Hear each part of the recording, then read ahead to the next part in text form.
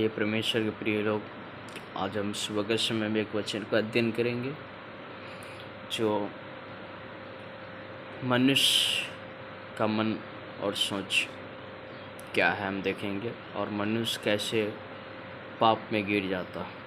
Hallelujah. उत्पत्ति का पुस्तक 3 अध्याय को देखेंगे और उसमें पहला वचन को हम देखेंगे। यहोवा परमेश्वर ने जितने बनेले पशु बनाए थे उन सब में से सर्प धूर्त था। धूर्त का मतलब जो झूठा,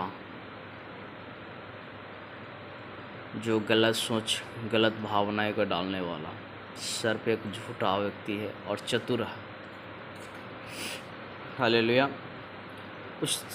उसने स्त्री से कहा, क्या सच है कि परमेश्वर ने कहा तुम इस वट के किसी वृक्ष का फल ना खाना? या प्रश्नवाचक है। परमेश्वर ने उनको कहा तो इस वट का वृक्ष का फल, हर एक वृक्ष का फल खा सकते थे, मगर वृक्ष के बीच में जो था वो दोनों देखते थे। हव्वा आदम दोनों प्रतिदिन देखता था। पर ऐसा क्यों हुआ? जब उसको अंदर सर्प ने डाला बात को, बीज को डाला, वो बीज डालने के बाद उसका मन एकदम बदल गया। हाँ, ये फल को हम खा सकते हैं, मन भावन लगा उनको। स्त्री ने सर्प से कहा, इस वट का वृक्ष के फल हम खा सकते हैं, पर जो वृक्ष वटका के बीच में है उसके फल के विषय में परमेश्वर ने कहा है कि न तो तुम उसको खाना और ना उसको छूना, नहीं तो मर जाओगे। हालेलुया। तो परमेश्वर उनको साफ साफ मना किया था, ना उसको खाना ना उसको छूने तक उनको मना किया था।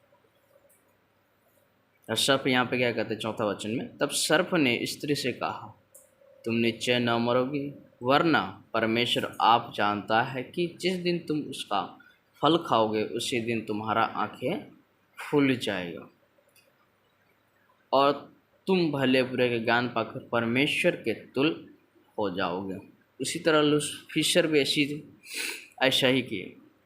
जब परमेश्वर ने उनको सब कुछ पे अधिकार दिया, उनके अंदर भी इसी तरह का घमंड आया कि हम परमेश्वर के तुल हो जाएंगे। वही बातें यहाँ पे जो सर्प कह रहा है यहाँ पे हवा को, तुम परमेश्वर के तुल।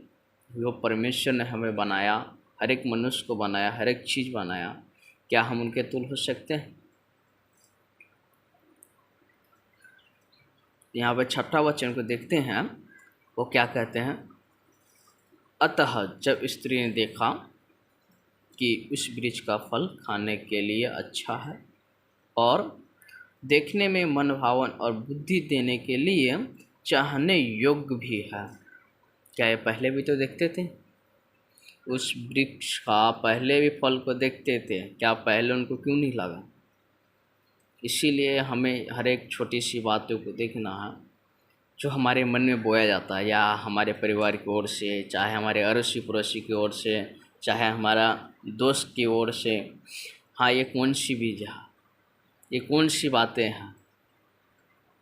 प्रभु यीशु मसीह को जब काना देश में पानी को दाखरस बनाया, जब प्रभु यीशु मसीह 40 दिन का जब बपतिस्मा लेकर के 40 दिन का फास्टिंग थे, उस समय भी जब उनका फास्टिंग ख़त्म हुआ तो उसके मन में आया होगा कि हमें भूख लगा, हम खाएंगे। क्या परखने वाला नहीं आया उस समय में?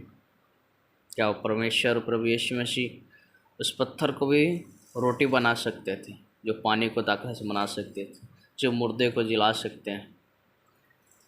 क्यों? परमेश्वर उस समय प्रभु यीशु मसीह उनको क्या जवाब दिए वचन के साथ, क्योंकि उन्होंने पहला देखा कि वह बीज कहाँ से है। हालेलुया। तो इसीलिए हमें हर एक बातें को परखना है। तो यहाँ पे क्या कह रहे हैं, हम 6 वचन को वापस देखेंगे। अतः जब स्त्री ने देखा कि उस वृक्ष का फल खाने के लिए अच्छा और देखने में मनभावन और बुद्धि देने के लिए चाहने योग्य भी है, तब उसने उसमें से तोड़कर खाया और अपने पति को भी दिया और उसने भी खाया। तब वो दोनों की आंखें खुल गई और उनको मालूम हुआ कि वे नंगे हैं, इसलिए उन्होंने अंजीर के पत्ते जोड़ जोड़ कर लंगोटा बना लिया। आज भी परमेश्वर के सामने हर एक व्यक्ति नंगे है, इसीलिए परमेश्वर प्रभु यीशु मसीह बोलते हैं, वस्त्र, तुम अपने वस्त्र को धो, स्वर्गीय वस्त्र को पहन लो, ताकि तुम नंगे न रह पाओ, क्योंकि पाप ने हर एक व्यक्ति को नंगे कर दिया। तो परमेश्वर का संगति टूट गया, क्योंकि परमेश्वर हर एक समय उनको, जब ठंडे के समय होते थे, परमेश्वर से आता था, सामने बात करता था, रहता, सो उपस्थिति में रहता था। तो मेरे प्रिय भाई बहनों, वचन को हमें समझना है, बीज को हमें समझना है कि हाँ, ये बीज किसकी ओर से है, या शैतान की ओर से है या परमेश्वर की ओर से है। तो हमें ज़्यादा से ज़्यादा बाइबल के मनन करना है, स्मरण करना है, वचन को पढ़ना है, जब हम वचन को समझ सकेंगे। हालेलुया। तो हम चाहते हैं कि आपके इस वचन के द्वारा परमेश्वर आप लोगों को आशीष दे और समझने के लिए ज्ञान और बुद्धि दे, और परमेश्वर को हम धन्यवाद देते हैं। और किसी को भी प्रार्थना करने के लिए मैं इसमें लिंक में नंबर को डालूँगा, आप कभी भी प्रार्थना के लिए फ़ोन कर सकते हैं। आपको लोग को प्रभु यीशु मसीह के नाम से आशीष देते हैं। आमीन।